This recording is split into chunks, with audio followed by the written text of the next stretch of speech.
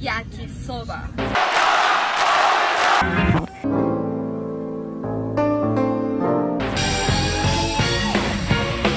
コーヒーのボス。力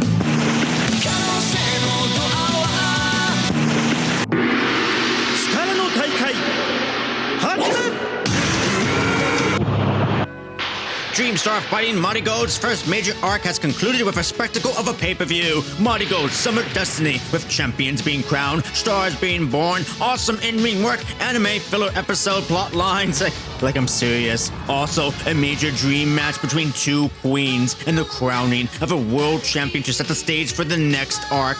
My name is Meerkat Ultra, and I love the aesthetics and color of this promotion. The whole production is so well composed, bringing a mythic quality to the epic gladiators battling in the middle of this flower field. This alone makes the product worth watching for me. But these women are also killing it in there, because as much as I love and prefer absurdist wrestling, good, wholesome, fun wrestling that doesn't take itself too seriously, or even if it does go the route of the dramatic, still understands that it's laying on a bed of absurdity. I also love good dramatic performance art, because these women possess great acting skills with the camera to highlight these expressions, making this an inspired dramatic performance art. Because pro wrestlers are the best actors in the world, and in Marigold Summer Destiny, these women gave us intense wrestling with some incredibly inspired performances. So let's get into it.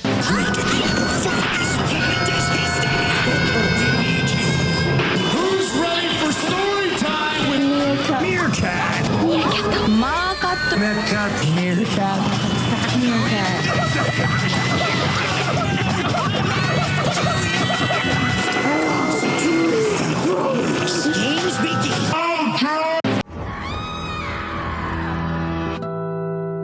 This moment's been a long time coming, JoJo. Ria Seto is the new rookie in Marigold, and just one look at her, you can instantly tell that she's a little weirdo. Those oversized bangs, that face that doesn't understand what to do when paid attention to. She gives total Jenna Ortega vibes, like Wednesday Addams Jenna Ortega vibes mixed with, general weird Jenna Ortega vibes. She loves JoJo's Bizarre Adventures, so if she can also do horrific horror movie screams, then she's perfect. This little weirdo loner Tim Burton character got thrown into a magical flower field of epic gods in combat. She's facing Komomo Manami, who has yet to win a match in Marigold and is hungry to defeat this bizarre creature to do so. But Ria's weirdness is her superpower. She has unique faces, was very aggressive, good drop kicks like she loves them too. She only spammed it like a million times like she's cheating your friend in Street Fighter. I think she needs more stats leveled up in the selling department, but that will come. For now, having a weird alien goblin girl in the more dramatic promotion like Marigold is needed. Manami tried, but ultimately Seto wins by like pure brute force. Like I've never seen that. She was literally like, nah, I'm gonna pin you.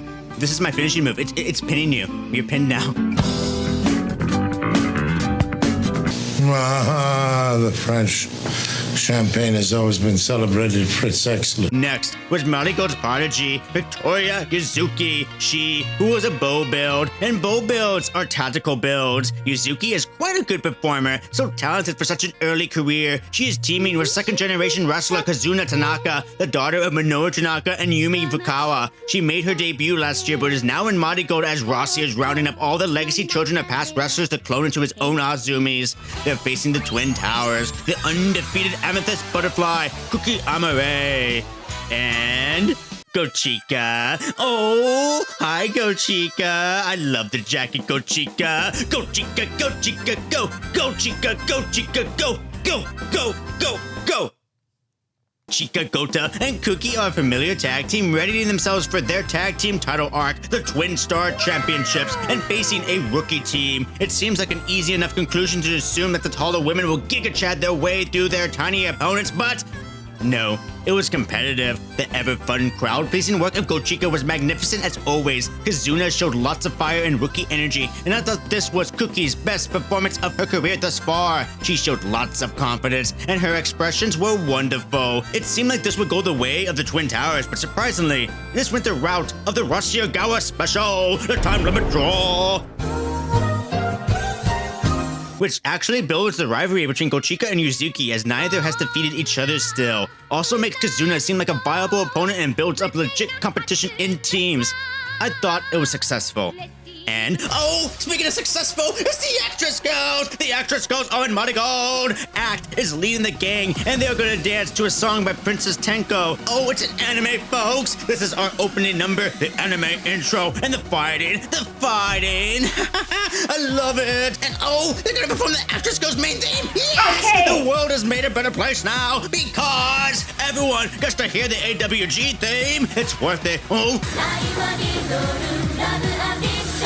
Oh, hi, Yako Iri.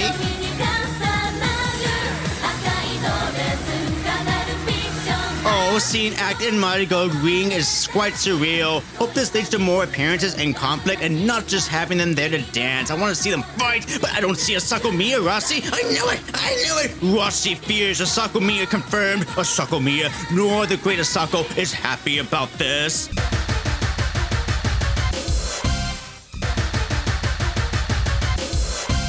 Back from the break, and we have a new alliance of Chiaki and Nagisa Nozaki, an alliance that has injected the attitude that Chiaki really leans into naturally. Both have really cool, really dope outfits. I love Nagisa's outfit with the lights, and Chiaki especially. These bad women with oh so aggressive, oh so rebellious, oh so punk rock. And oh, it's the White Women Brigade. It's Zeta Steel and Myla Grace, and Chiaki and Nagisa just turn up the violence. This style 100% fits Chiaki, a great direction for her character. She feels more animalistic and the confidence fueling her. The two blonde women were brought into Marigold to lose and be fodder, and for that, you know, they did a good job.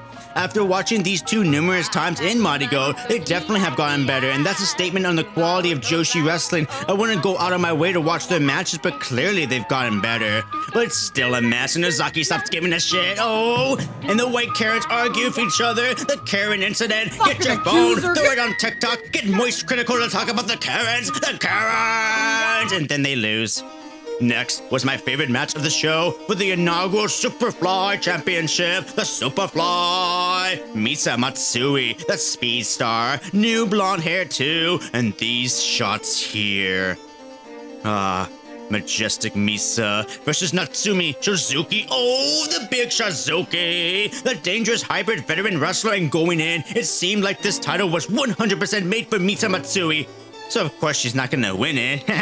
That's not criticism, it's adversity and good storytelling. It really feels like Misa Matsui is evolving right in front of my eyes. The burst of teeth, the fire, and her performance, she is brilliant. These eyes here, that's the eyes of someone locked right in, an innate, talented performer. This is the true beauty and the reward of watching pro wrestling. The way she clasps her hands after being hit, the way she collapses to the floor, her eyes, it's all in her eyes. I love it. She always feels like she's expending everything, all her energy and fire into every performance, but also combined with her amazing skill in the ring. Even the result was just a cunning flash pin from a crafty veteran. Misa simply got caught, and Natsumi timed her flash pin well. Misa afterwards was wonderful. Her body is literally shaking. Misa Matsui is amongst the top actresses in wrestling in my opinion, and I adore her. And Natsumi Showzuki is a good first champion choice, as she's a former AWG champion, former Stardom Tag Team champion, has a great moveset. I always love a good knee strike, and as I said in the last video that I wouldn't be surprised if she won. Well, she did, and I like this story very much. Both of these women have directions they can go now. Misa Matsui will just have to work that much harder to capture the gold, and the joy will be watching her do so.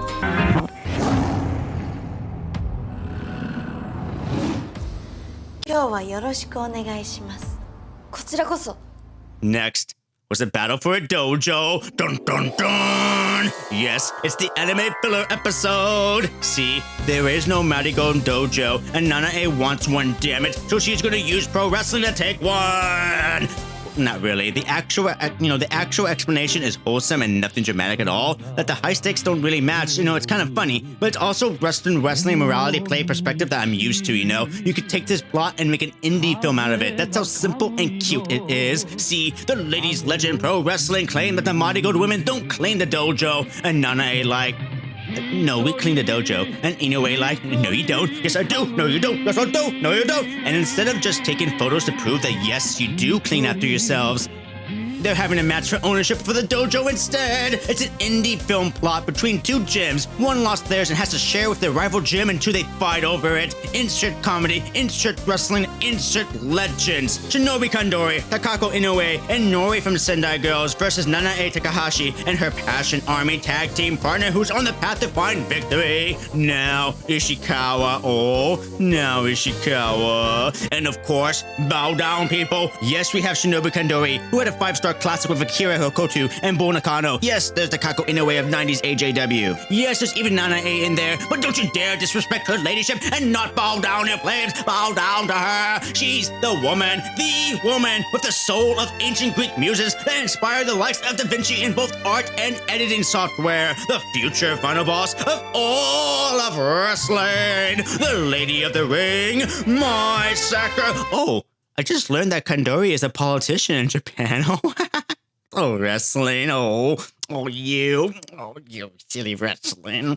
It's Marigold versus LLPW, and it goes crazy. Nanae doing what she does best and going, and doing a tombstone with knees bashing Nao's head in the opening moments is just based.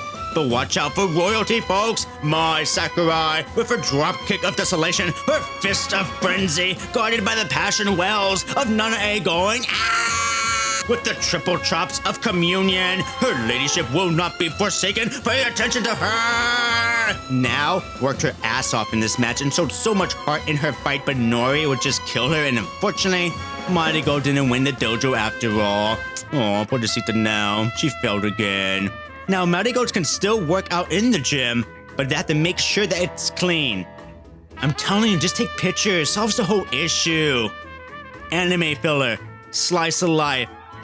I thought that was cute. But now, for the epic matches that will set forth the path toward the future.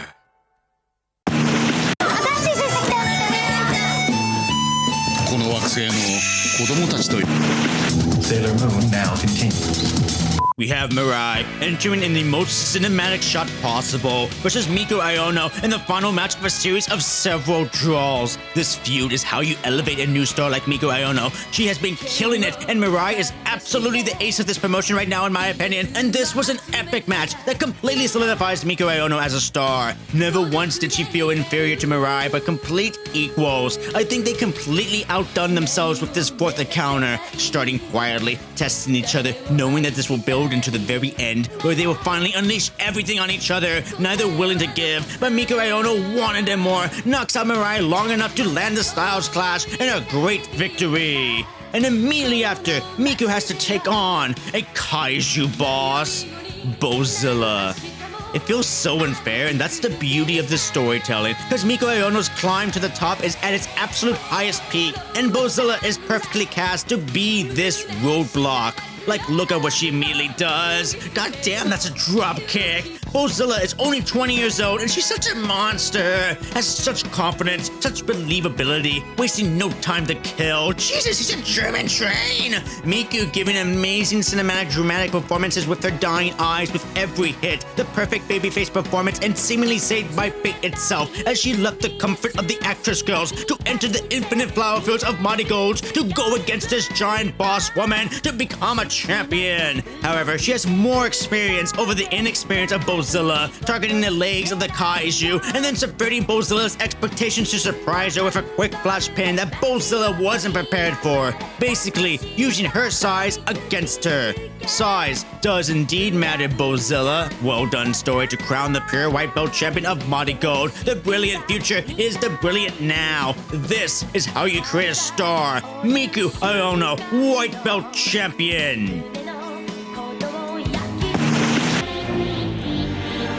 I'm ready now.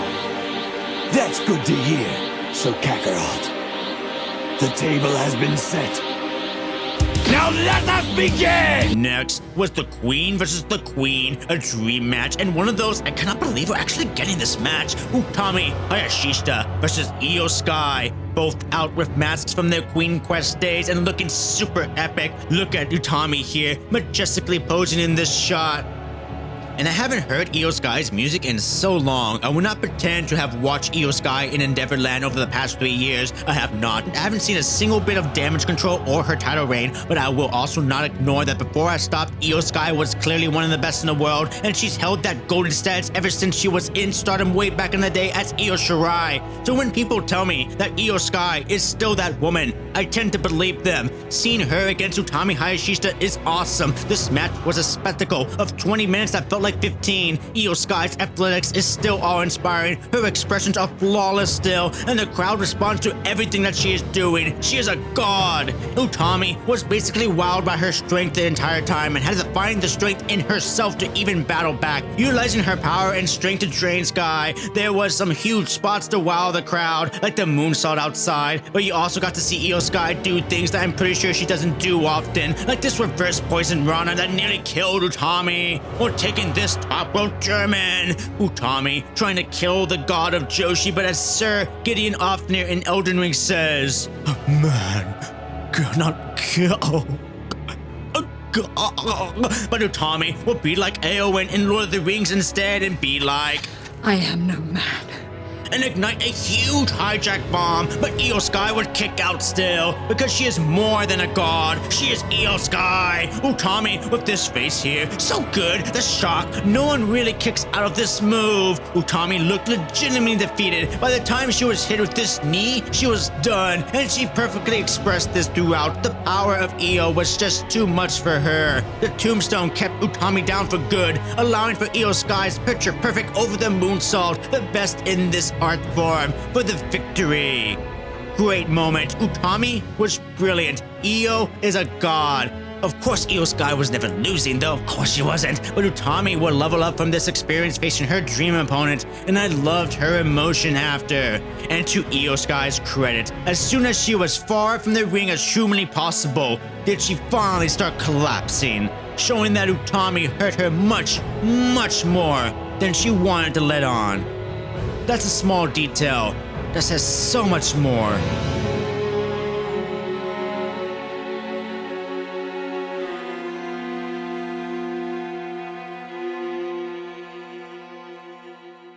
Now, the main event. The crowning of a world champion, Giulia. She, with a hurt wrist early on, and sadly couldn't make this feud much more violent and bitter than it deserved to be. But this only fuels Giulia to win that much more, since she is far behind everyone else in matches and has not won anything yet. But her opponent is the final boss of Marigold and one of the best wrestlers in the world. A woman who has just been so freaking perfect. Sareee, the antagonist of Marigold, is doing everything she wanted to do. Embarrass Marigold, embarrass his stars, embarrass Giulia. So how does Giulia respond to being embarrassed and injured on the first show? Well, the only thing she knows how to do is go ballistic.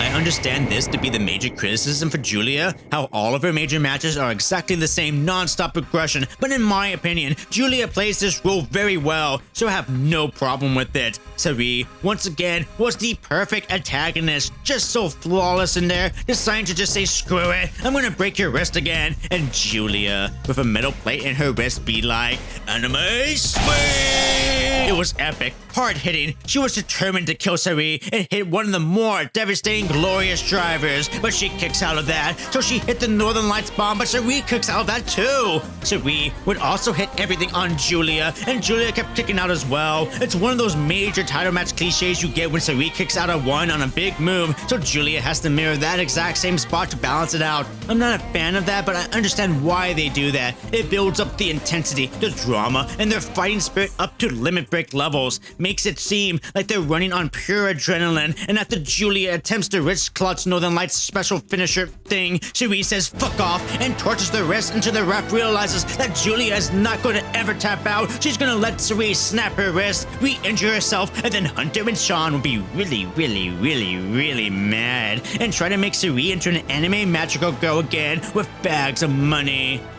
No, the finish was underwhelming, but it does paint Sareee as the antagonist who would do absolutely anything to win, even ruining your potential career in another company. Sareee is the final boss of Marigold, and as their first Red Belt World Champion, she has completed her first arc, accomplishing her exact mission. She embarrassed the women of Marigold by completely outshining them as a better wrestler, while still maintaining her freedom to explore everywhere else and being their world champion.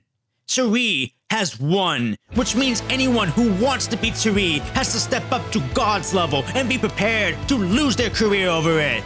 That's what makes Sareee such a badass and the appropriate first Marigold World Champion. 恐怖こそ自由、君臨こそ解放、矛盾こそ真理、それがこの世界の真実だ。服を着た豚ども、その真実に屈服せよ。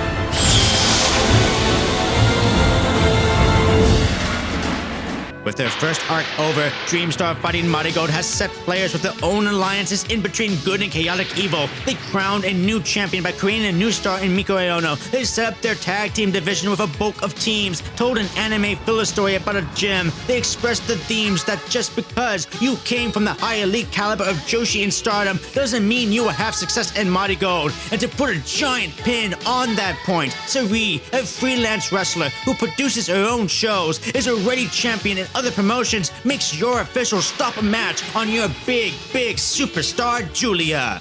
Add in quality, well-composed production, the color schemes that I love so much, and the brilliant dramatic acting performances of your wrestlers, and I gotta say, Marigold is kinda killing it lately. 花は気高く美しい。いかなる運命の荒波に翻弄されようと、決して気高さを失わぬ一輪の花。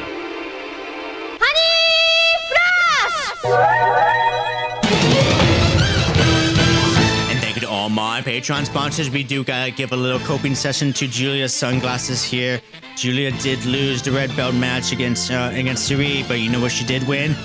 These cool sunglasses, these sunglasses, that's you right now. These are you right now, Giulia sunglasses. Thank you. We have Jeff, the Channel Tees, Renee Valdez, Asa Trace, Manic, Justin Stein, Matthew Pilchuska, Nosha, Boo, Terrence, Dan, Work, Kevin Mullen, MK, Ray, Kanashige, Party Money 520, Juggernaut Graphics, Aaron Sakarius, I1, Victim JLA, Giulia sunglasses, Chihuahua, All Darn, Pickle Simon.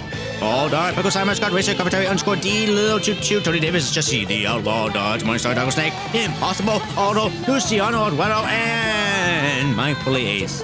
Thank you.